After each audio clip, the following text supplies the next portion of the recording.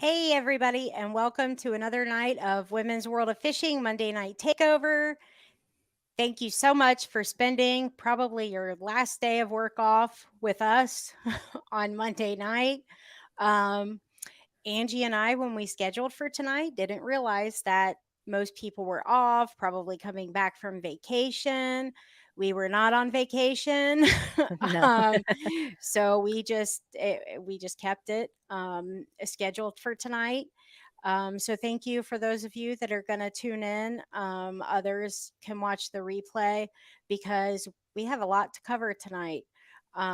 We're going to cut down, and we've had some feedback, and we're going to try and cram some information into 30 minutes and get this booming out. And we're going to probably save the longer shows for when we have some interviews and other stuff going on. So um, I think we've got our feeds out.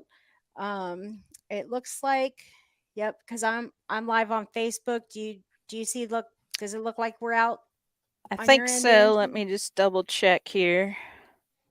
Every time I click on something, it starts playing it in the background. My, yep, we're good. Looks like Okay, so. good deal.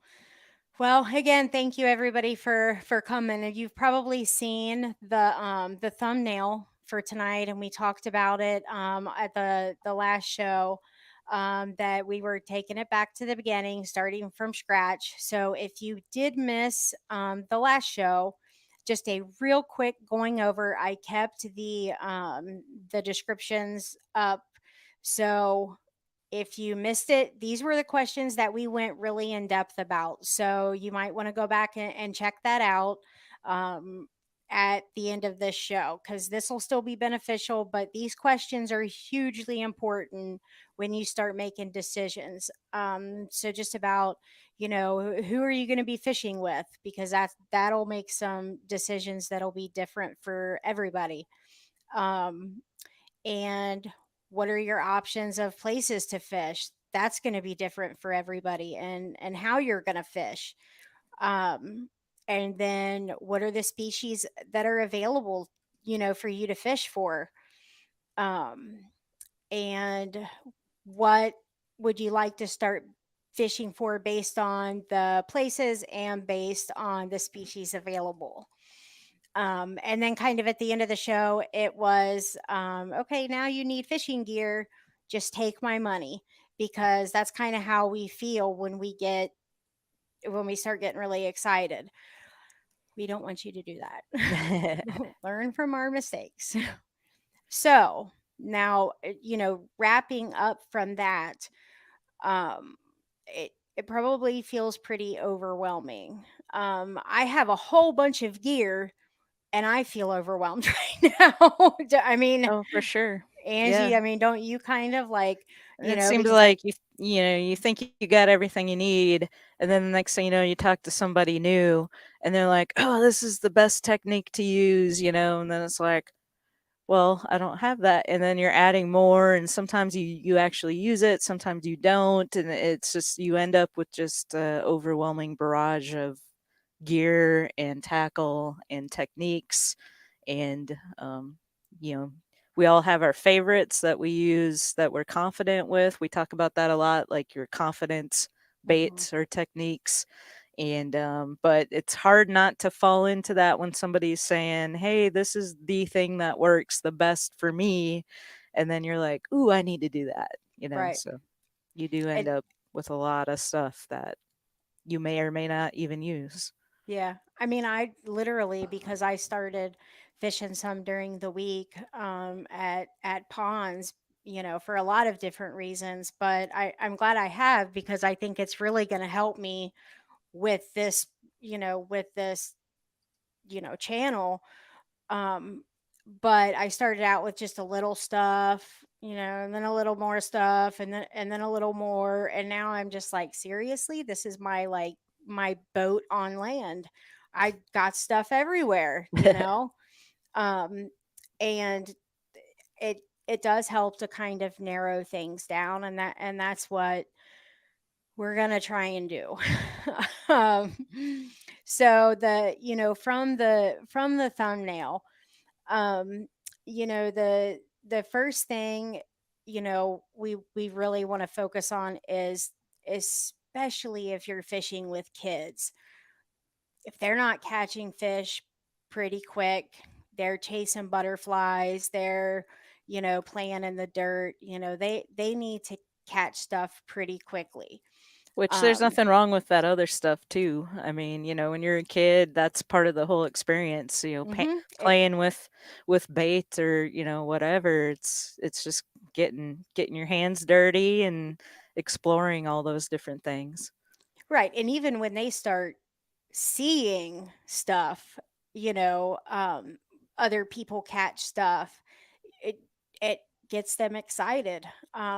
Yeah, I caught a really nice fish today out of a pond, and the people next to me that were bluegill fishing, they were so excited. And I talked to one of the girls, and I hope that that hooked her for life. You never know. She you was never know. excited. Yeah, I ran over to the marina just this evening. I had to do a tour for Freedom Boat Club, but as I was walking by, a dad caught a really nice crappie right off the dock, and the little boy was so excited. He's like, "Oh, you got a crappie!" Yeah. So it's those moments that maybe seem small to us, but can really shape a kid's Hmm. desires for wanting to pursue the sport. So Right. Absolutely. And that's kind of where we're going to start, is to get you just catching something fairly quick. So when it comes to rods and reels, um you know eh, rod and reel versus a combo, like, i don't I don't have anything that I could use to go out and actually target panfish, sunfish, so we're talking like bluegill. That's really all I mean, I don't know what else to call them. Like, we call every sunfish bluegill. I mean, I don't, you know what I mean? Like, so I mean, you're talking about the the fish that swim the bank that you usually see pretty frequently, no matter what body of water that you're on. But I don't have a specific setup that I can say this is specifically for that. So I did a lot of looking on YouTube for recommendations for this, and I found a video that was the Zebco Dock Demon versus the Zebco Slingshot. And have you seen that, I Angie? haven't. I think it was done by one of the Guggen guys. And these are two combos, which means you get the pole and you get the reel together, and it's under $10, Mm. and it comes with pre-lined. So Mhm. it's 10-pound mono that's on that, which the good thing about that is that it's going to be um, you'll be able to handle a nice size bass with that, because the dock demon was stated to be, I think it was that one. Yeah, the virtually unbreakable pole, and they Mm. had people just like, you know and with 10-pound mono, I mean, you really could catch a really nice bass on that. Now, how long is that rod? Just out of It's curiosity, being called the Dock Demon, because it's I'm like 6'2", I think, nice. is the longest. I mean, it's not really long at all. Right. Well, uh because being with that name, Dock Demon, I've seen a lot of people out here fishing the docks, off the docks with almost like ice fishing type length poles, yeah, it so is. you have that access Hmm. to be able to make those shorter casts and in the slips and things like that. So Hmm. Yeah, I mean, I've curious. even talked about getting a pole similar to that for when you get your boat, like, areas, and because I've almost broken poles setting the hook, back and hitting trees and stuff like that. So, but the good thing about this is, I mean, it's under $10. It comes with line. They were catching, 3 to 4 pound bass on this. And, so you can't really beat that. Well, But, and I will say some of my best catches off the dock here have been off a Barbie pole. So that's something about a Barbie pole. I think it's just good luck. I wish my uncle was watching this, because at Lake Cumberland, he actually caught, he said it was over 6, so I'll say over 4, but on a Barbie pole on a cricket. There you go. So you just never know. But it was the same price on Walmart.com, as well as in store, and it was the same price on Amazon. So it didn't seem like there was a price difference. So if you're somebody that's going to go after the panfish, or something like that, I would recommend that. Unfortunately, I can't, like, recommend a whole bunch of different ones, just because I don't really know. Um, but When we those do have our different when views. we do our kids fishing days with the local bass club here and the boys and girls club, we've used Lose. They make a good spinning rod reel combo that's Okay.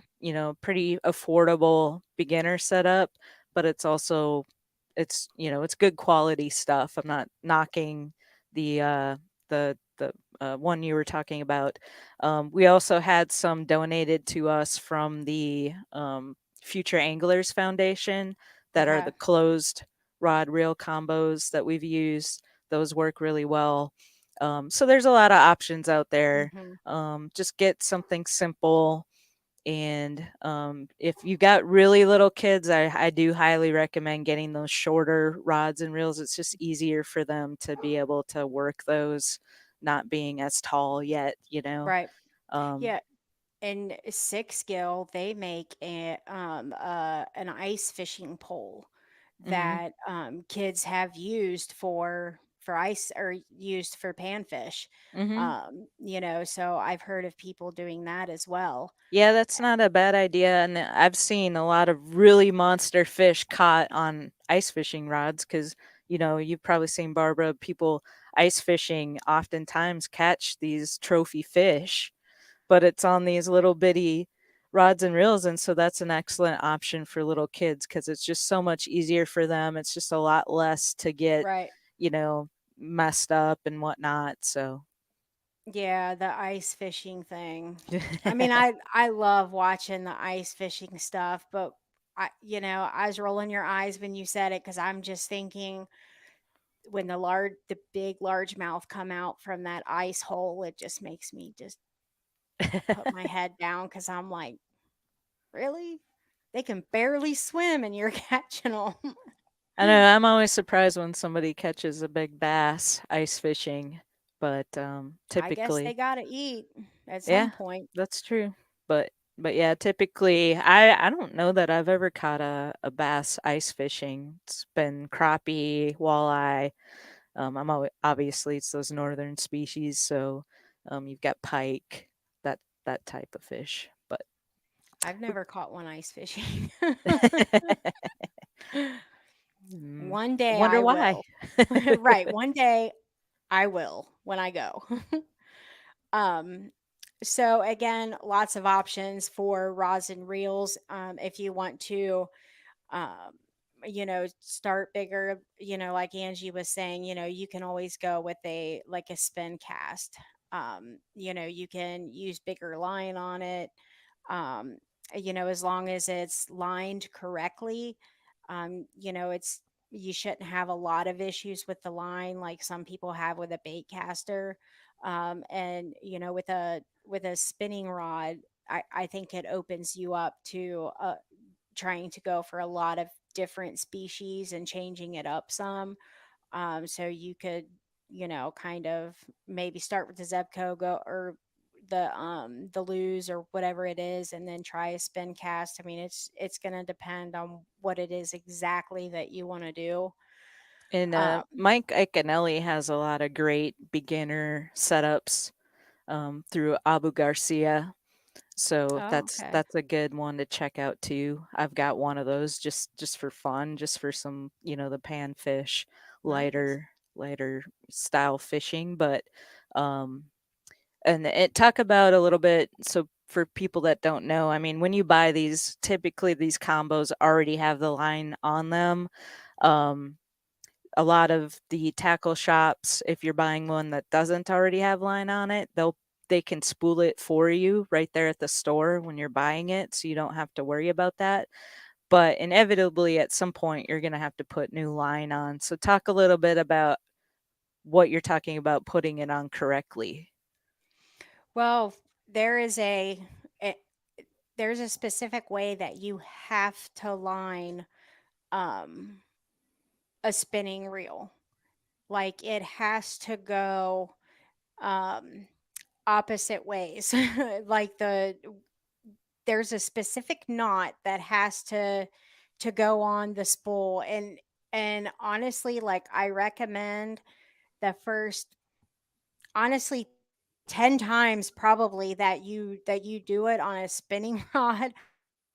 I recommend watching a YouTube video as you do it, because sometimes even now, like I'll get turned around because I don't like spool my spinning rod all that much because I don't use it very much, but so like it's an overhand knot, and then you wrap it again, which it's hard to I don't have Explain anything I without can being use. able to show.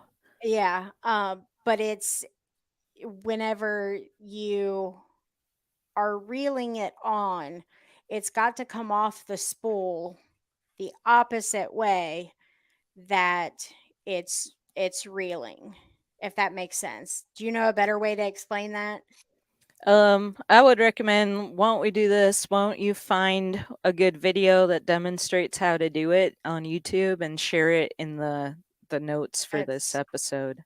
Yeah, I will do that because it it makes a huge difference.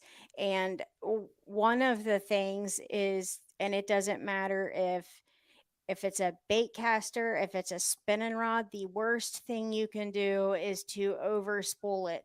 If you over spool it, you are going to have major issues until it's down to a um, healthy level. You Or on know, the flip side of that, underspooling it, because you can quickly get into a situation with a big fish where you run out of line, and that's not a good position to be in either. So right.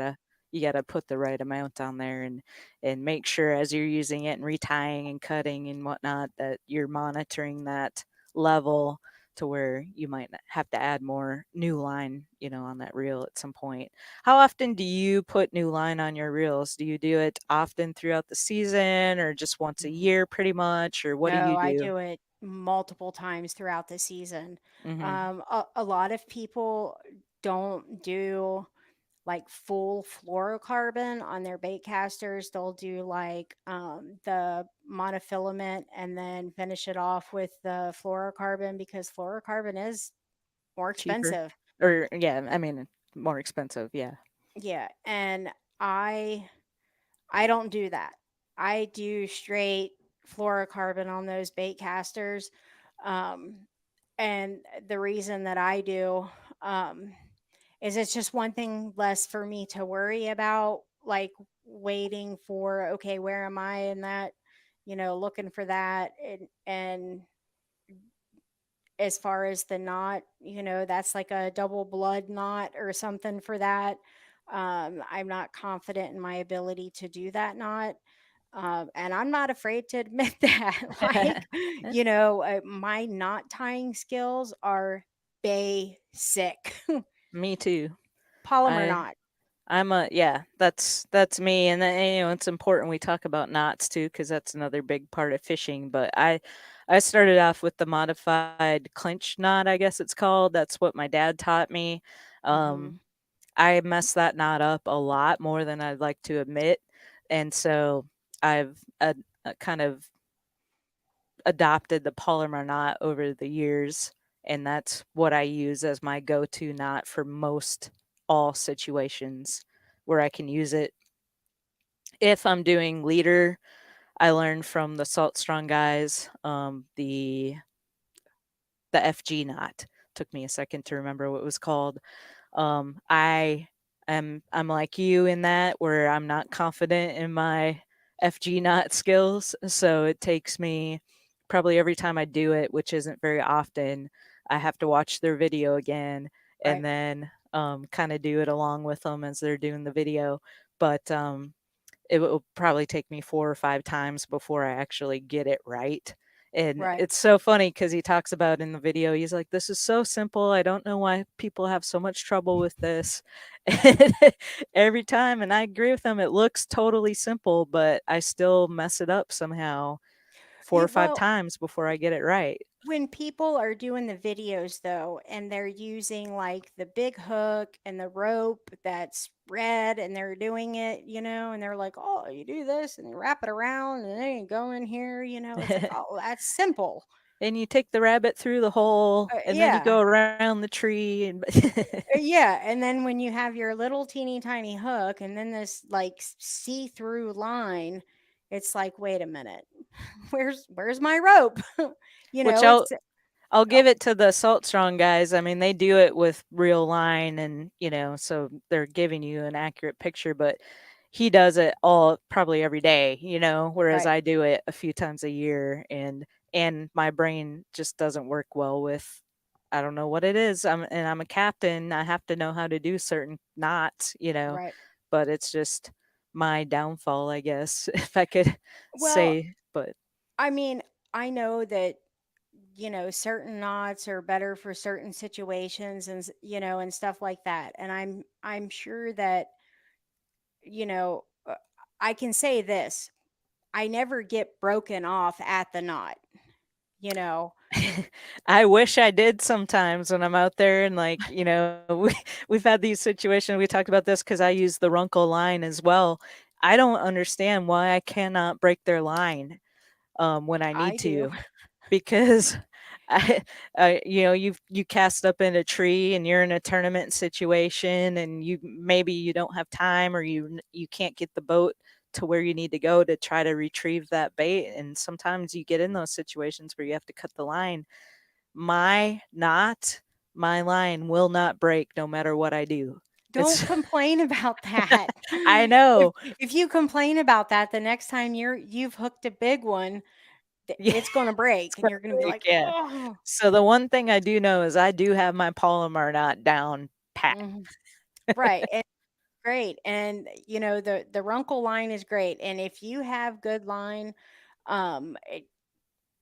one of the things I recommend is not to like pull and stretch and stuff like that, because my dad uses P line mono. And there are some times where I'm just like, "You're gonna tip the boat over." you know and I tell him, "You need to cut it because it's going through like half of your spool, and it does weaken the line." And so that can be a huge factor. But the polymer knot, for me, just works. Mhm. Do I lose fish because of it? I'm sure that I do, because depending on how they, put the bait in their mouth and I set the hook. I mean, the hook's got to penetrate them a certain way, and certain hooks are supposed to, like jerk up or do something. And you know, we can only control what we can control. Yeah, that's right. If he We're wants to, if he wants to probably come at it from the side, we're probably getting a little more advanced than, kind of the beginner stuff, but I would recommend to learn the polymer knot at the beginning because that is a good solid knot. It's really easy once you get it down to tie fairly quickly, and also I don't think you can really beat the three knots that I would recommend learning in the beginning would be the polymer knot, that modified clinch knot that I learned when I started out, but never I had issues with that knot, so I'm more confident, like I said, with polymer knot. But then also the Snell knot. That's another highly recommended knot for beginners. It's fairly easy to tie. And that's good for some situations like you're talking about where you want to set the hook a certain way. If you're somewhere where there's a lot of vegetation that you're fishing in, the snell knot is decent to learn how to use. So those are just some recommendations that I have. Okay. And I use the cinch knot like for when I'm spooling a bait caster, but we'll cover that down the road. Right. Um, okay, so now you have some ideas of different rod reels, combos, and stuff that you can at least go look at. If if you're in the store, you can feel them out, see if they're comfortable. Um, and if it's not panfish that you want to go after, you know if you want to get into carp or catfish, you know don't listen to us on that. You don't want to go get one of these like you know uh, demons and or anything like that. You're looking at totally different gear for that. um I had a catfish about snap my Barbie pole in half, so that was fun. oh, I bet. But I'll tell you, we're gonna have to cover. We were kind of joking about carp fishing last week. Um, I'm dabbling in TikTok. Um, Totally different world, by the way. And I had no idea how many people carp fish, Mm, and I'm well, talking a lot of people. Um, I I really didn't know. There's a lot of people um on TikTok that's what they're actually after. And a lot of people into the catfishing. So I can't, people might start there. And if you do, um, I would I would go look at the gear. That might be something that we should, look into because I'm not 100% sure. I know that Six Skill, they actually have some like bigger game reels and rod combinations that they recommend for stuff like that. And they have species. Oh, we just lost Angie. um, but they have recommendations on rods and reels for specific species. So you completely could, um, check them out and see what recommendations they make specifically for catfish, carp, or bigger fish like that. Oh, there she is. Welcome back. I guess our internet just stopped working. It's been pretty good, but today has been a little spotty for some reason. So I got on a different connection, see if that's any better. Oh, yeah, you just you weren't even you know, like fuzzy or anything. You were just gone. Yeah, I know. It just stopped working just like that. So, so after that, Angie had brought up last week about the take me fishing .org, which I was able to look at for Kentucky, and I did put the website in the description for last week's episode. And it's just an excellent resource um, for everything fishing, basically. And it's great that they, give everything for each individual state. So, Hmm. highly recommend that because the other thing I was going to talk about again was the places to fish with no boat. A lot of beginners, most beginners do not have a boat. And obviously I wouldn't say, "Oh, you're starting fishing, go out and get a boat. Go out and get a big expensive kayak." You know, that's usually not something that anybody would recommend. But you can have a blast at local ponds. Um, like Angie was talking about, bringing up on Google Earth, and it shows, different waterways and stuff that are around you that you may have not even known was there. Make sure that you're not breaking any laws to get in. And like I always say, like for the golf courses, um, even cemeteries, stuff like that, call and ask, that's what I would recommend because those can be great places to go. Um, Kentucky has what's called a FINS program, which I don't know if any other states have that, but it's to help bring good fishing into neighborhoods so that they actually like help stock different lakes. Well, basically ponds, but with bass, catfish, trout, which it's way too hot here for our ponds to maintain trout. So it's basically for people to catch really quick or for the bass to eat really quick. Um, but check out and see you know, what it is that your state offers. They might have something like that, but make sure that you know the rules in your state, whether you're keeping fish or not. Um, because I always say the fish in game don't play. Um, like in in my state, you're probably better off robbing a bank than poaching a deer. Like you you just want to make sure that you're following all applicable rules, and that really goes with this was the next thing I was going to talk about with live bait. I know we won't get into live bait and artificial bait tonight because we're getting ready to cut off for the night. But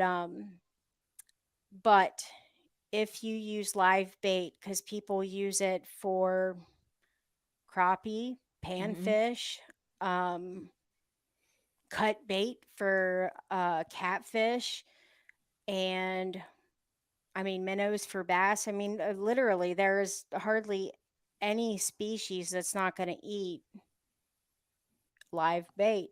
And that's all I And used when I was a kid. I remember I didn't catch my first fish off of artificial bait till I was in high school. So, you know, I was like, this stuff doesn't work. It's not real, because that's how I just grew up fishing minnows, night crawlers, leeches up north. red worms That's what and we used. Yeah. I yeah. just recently started using crickets, which I hadn't used when I was taking kids out fishing last year because those work really well with the panfish, like the bluegill and stuff. So, um, but yeah, continue on. There's some good stuff to know if you're going to be fishing with live bait. Is cicadas. I actually ran into I actually ran into a guy at a pond last week. So Steven, if you are watching this, I'm thinking about you, buddy, because he has a freezer full of cicadas.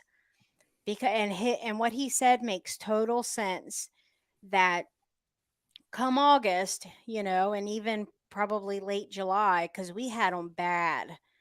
And, our waterways, the fish are going to be like, where'd all them really good things go? And so he's going to have a whole bunch of them that he's going to be able to use for bait because they're gone. Nothing can compete with it. And oh, they're so nasty. But anyway, insects is one of the main live baits that that is used.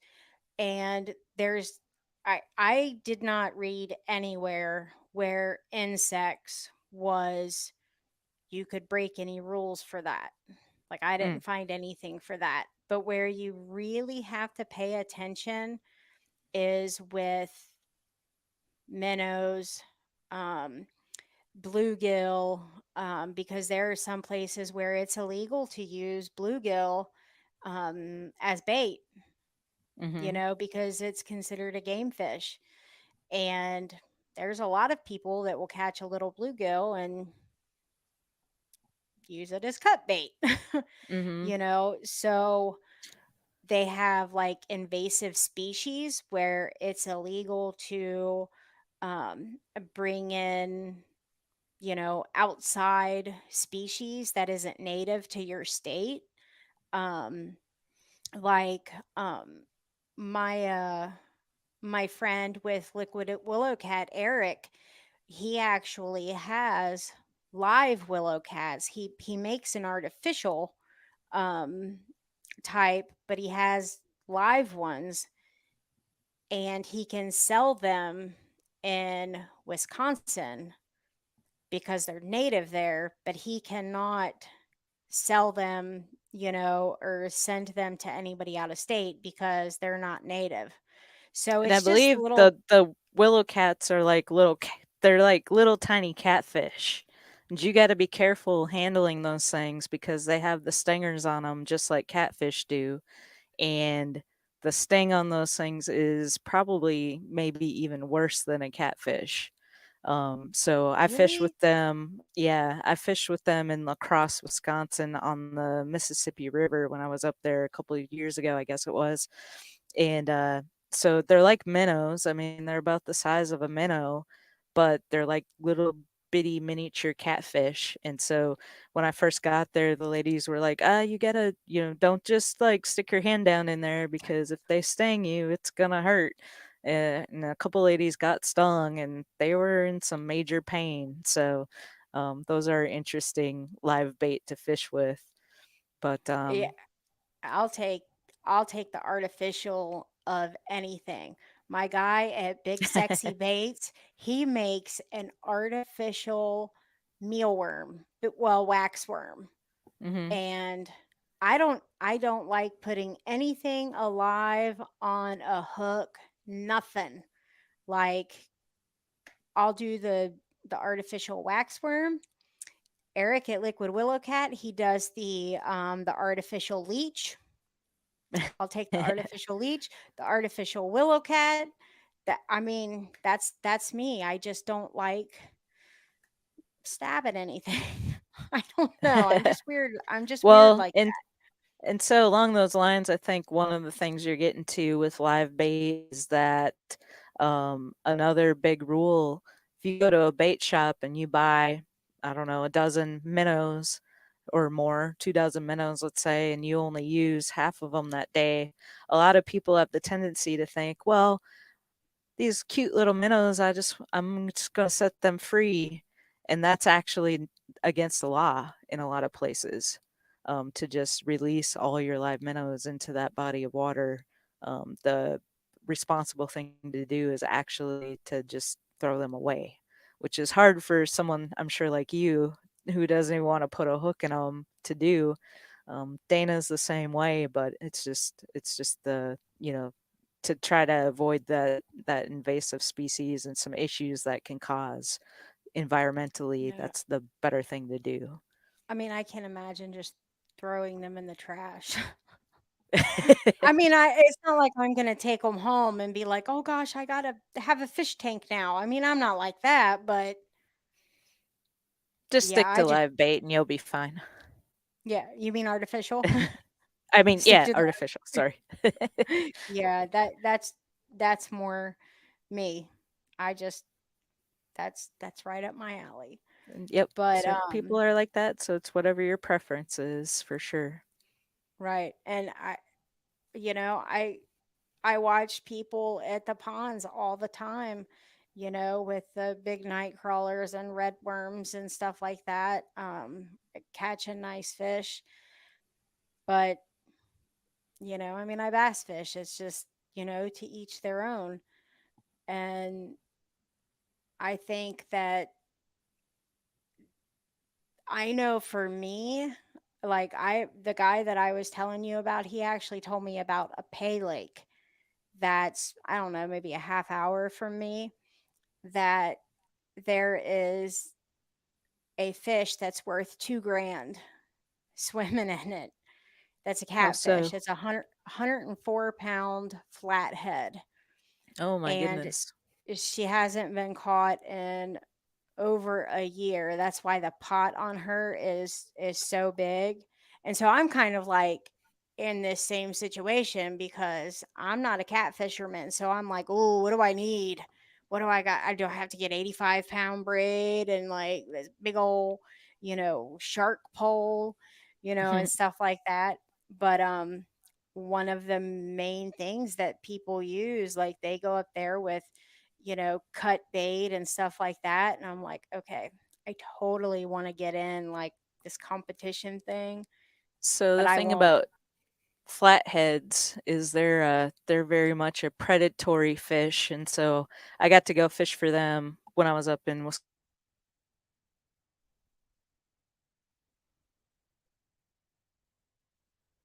Angie,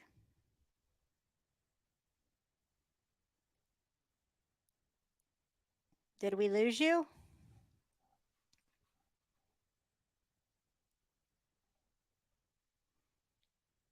Did we lose Angie? Can anybody tell me? She's completely frozen on my end.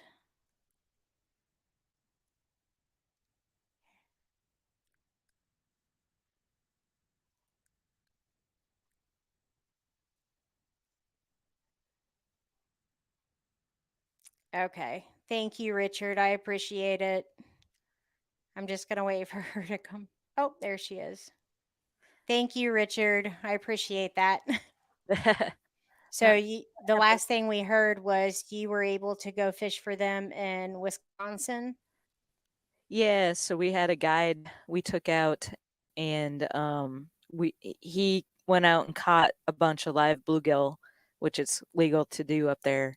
And with the flatheads being such a predator fish, which is cool as opposed to like your channel catfish. Um, Basically, I've got a video on my YouTube channel where he described what we were doing, but basically you go out at night, which is the best one of the best times to go out for them. And he showed us how to hook the bluegill a certain way in the whole setup. And you just cast out your line, let that bluegill swim around, and you just kind of sit and wait for that flathead to attack it. So, and you hear that reel start screaming, and start reeling. So it was a I lot of mean, fun, and we how were. Oh, I I have was just that gonna say we competitive edge. yeah, and we were downtown Lacrosse, so that was really cool. I've never really fished in a downtown setting before, which we kind of talked about that last week, the urban Right. fishing. And it was fun because, we had, I think maybe 3 lines out with bluegill on them, and we were just sitting there waiting for one of them to go off. And this high speed police chase was going on land that we were watching, where the cops were chasing this car, and person got out and they ran after him. They had the dogs, and you could hear them yelling at him, like, um, come out now or I will release this dog or whatever they were yelling. So we're just sitting there and just waiting for. It was kind of like watching live PD while we were fishing. It was fun. That's awesome. Yeah. Yeah. I never would have thought previously about getting into like a catfishing thing, but man, he made it sound really fun. Like Is everybody goes in and gets their ticket, and you have to like get there before all the spots are taken, and then everybody lines up, and they have a lot of different pots to enter, but everybody's really there after that 2 grand fish, yeah. And so I'm like, I can't help it. Like eventually I'm gonna have to do it, so I got to find some stuff. But but Very cool. anyway, so we'll we'll kind of leave it at that because it's a good place to wrap it up for tonight. The Some of the things that we um, didn't, we're going to go over more in depth with the places to fish with no boat, because I think I'm to the point now with the pond fishing where I've fished enough of them and like different types, and it, where I think I can break it down pretty good, I guess is to say, like where to go for if you're going after bass versus if you're going after panfish. And so I think I'm going to give that a shot because I think a lot of people are going to will probably start there, and it can be a lot of fun. So we'll go over that, and we'll go over um, the more in depth about the live bait versus artificial bait, because there's quite a bit of information for that. And for anybody that is going to go ahead and jump into, looking at baits and stuff like that, there is just, you name it, it's out there. But I did find a new website where the baits are at a huge discount. Remember when we had that whole Yum Dinger thing where we were like, oh, Deanna, what? We're Mhm. like, Yum Dingers? And um, I got them for $1.50 on this site. A whole A whole pack pack? for a whole pack. Wow. I got them for $1.50. So, but I mean, they have everything. They have, they Flappy have, Daddies? no, I doubt, I doubt that. I would love that, but if I saw that on there, you wouldn't get a crack at them. I'd be like, however Buy 'em many you all up. got. But they do. They have lots of plastics, and they have top waters and crankbaits and all kinds of stuff. And they're always doing. I think they have a big Fourth of July sale. Um, but I haven't ordered anything, unfortunately. But so you guys can check Good. that out. Yeah. And next week on the 12th, I will be in Salt Lake City on vacation. So we will not be live next week. Um, I'll and be we I'll be will, heading up to Lake Erie to smallmouth fish for oh, Midwest next week? Outdoors. Yep. I thought that was the week after. Oh, okay. So, And so then yeah, so neither one of us, okay. but then the following week I'm gonna be at ICAST in Orlando, and I've got Okay. a dinner that night with the Recreational Boating and Fishing Foundation. So I'm looking forward to that.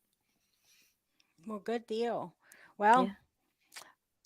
I wish I was going to ICAST. I wish you were too. I know, yeah, I just didn't know where I was going to be at this point in the summer. Um, but I did start physical therapy. Um, and we have I think a pretty solid game plan, for the Nice. whole shoulder, neck thing. Good. So we'll see what happens, but I'm optimistic. It's a good place to But be. if I totally would have made plans for ICAST if if I had a better idea of Have what you was ever going been? on. Mm-mm. Mm. And I know a lot of people that are going to be there, Mhm. I'm so sure you do. yeah, so it sucks, but I'll be there in spirit, and I'll be watching social media feeds and living vicariously through all of my lovely friends. But so we won't be here then on the 12th. On the 19th, you won't be here. Right. I should be here on the 19th.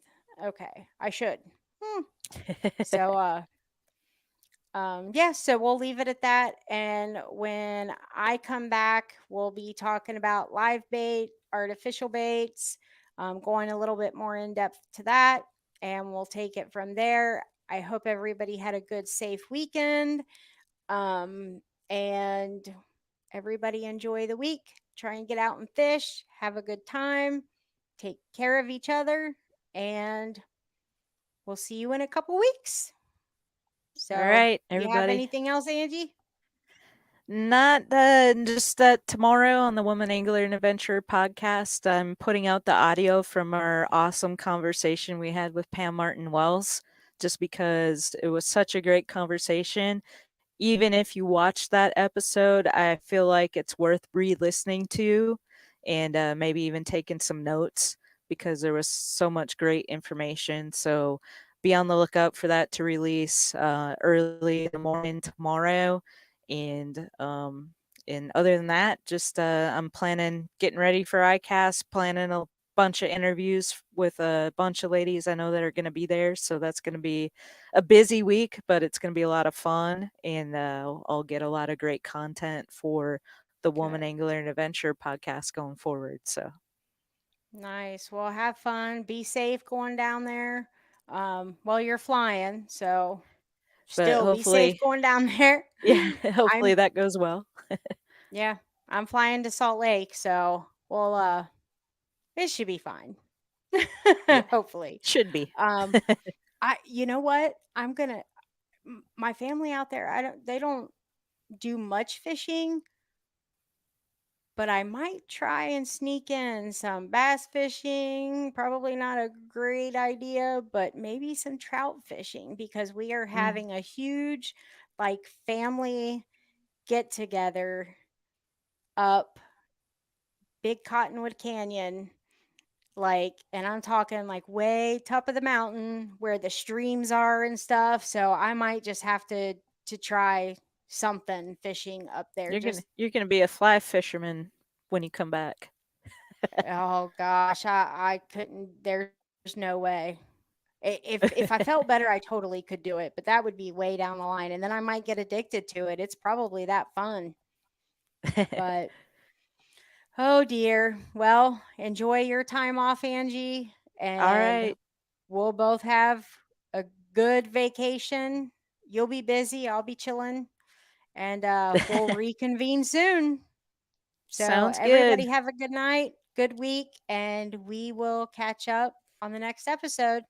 Good night, All right, everybody. Mwah. thanks for watching. See ya.